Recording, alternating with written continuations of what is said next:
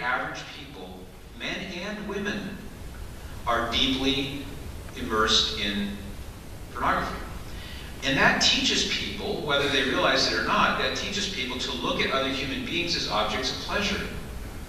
So when you take into account the culture of contraception, the culture of abortion, the culture of contraception, the culture of an unbridled free market, and there's nothing wrong with the free market, and I'm not an economist, so I don't have a horse in this race one way or the other, but when you have a society in which profits matter more than people, and you put all this together in this big nasty stew, in this bubbling cauldron of moral relativism, the next thing that's going to come is when society realizes, wait a minute, we have too many old people. They're living longer lives, and they're not paying taxes, they're not making things, they're not giving me pleasure, they're not entertaining me, they're not making a profit for me. What good are they? And there are more and more and more of them because science is allowing them to live longer. And compound that with the fact that fewer and fewer and fewer people are being born, the fertility rates in virtually all the Western developed countries are so far below replacement level, which is approximately 2.1 children per childbearing age woman. If in a given population, if each childbearing woman had on average about 2.1 children, that would keep the population stable. It wouldn't go up and it wouldn't go down, barring natural disasters and things like that.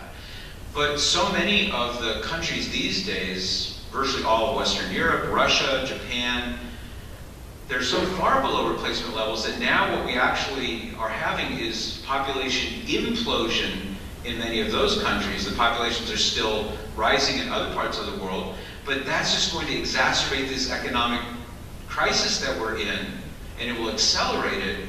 And so with fewer and fewer people being born now, what do you think a society that has been feeding upon the mindset that others are only useful insofar as they make a profit, or they entertain, or they give pleasure, or in the case of unborn children, that they're convenient? I don't know what moral break could exist in this society that would say, you know what, don't kill those older folks. I don't know what it would be.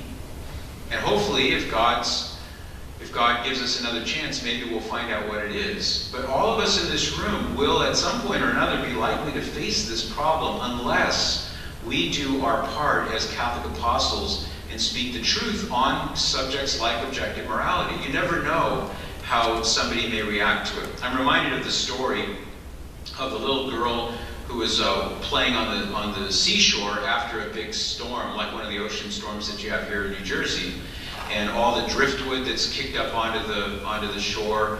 And in this case, as a man was walking down the shore, he saw this little girl picking up the starfish that were on the sand by the hundreds of thousands. They were just washed up on the shore.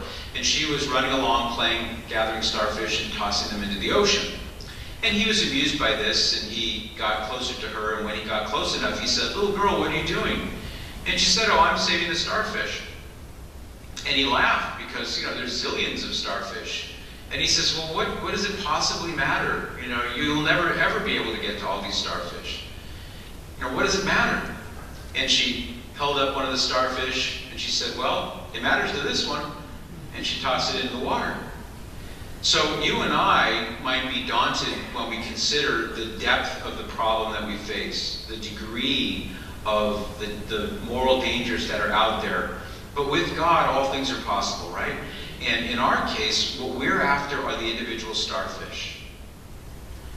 We are after those individual people that you know, people in your families, people you work with, people you have some kind of influence with. If you can at least share the truth about these matters with those people, then those people can share it with others, and it becomes a chain reaction. Maybe that's how God will rescue us from this terrible pit that we've put ourselves in for the last 50 years. I don't know. But I do know that unless you and I are active and make an effort to try to share and explain and defend our faith, including on these moral issues, then I really can't see, short of some kind of miracle beyond that, I don't see how things would be resolved. And those people who say forced euthanasia will never happen here, they should just remember the people who said 40, 50 years ago, legalized abortion will never happen here. And look where we are now. Let me give you the 7 fatal flaws of moral relativism. Then I'm going to give you some sample dialogues that you can see how to respond to somebody who holds these kinds of views. Number 1 of the 7 fatal flaws. Number 1, relativists can't accuse others of wrongdoing, because how can slavery or apartheid or using animals for laboratory testing or eating animals, in the case of people who think eating animals is morally wrong, or anything else like that, how can it be called wrong or immoral if there's no such thing as an objective moral standard? You see, it's self-contradicting. For somebody to say, in its most simple form, there is no such thing as an absolute truth, well, then you should respond by saying, well, is that absolutely true? That there's no such thing as an absolute truth? If they say yes, they've canceled out their claim. Because if that's absolutely true, then there is something that is absolutely true. If they say no, then they've canceled out their claim. Because to say that there's no such thing as objective truth, if that's not absolutely true, then there is something as objective truth. It's just kind of a very low level and not very smart way of thinking. Number 2, relativists can't complain about, much less can they solve, the problem of evil. You know, as atheists so often will do, they'll present the problem of evil to us. And it is a real problem, but there is a solution. Interestingly, atheism itself, when it complains about the problem of evil, it finds itself actually implicitly having to argue for the existence of God. Here's why. Because well, let me first state the problem of evil. The problem of evil goes like this, typically. We have suffering in the world. We have tsunamis and hurricanes, and people get cancer.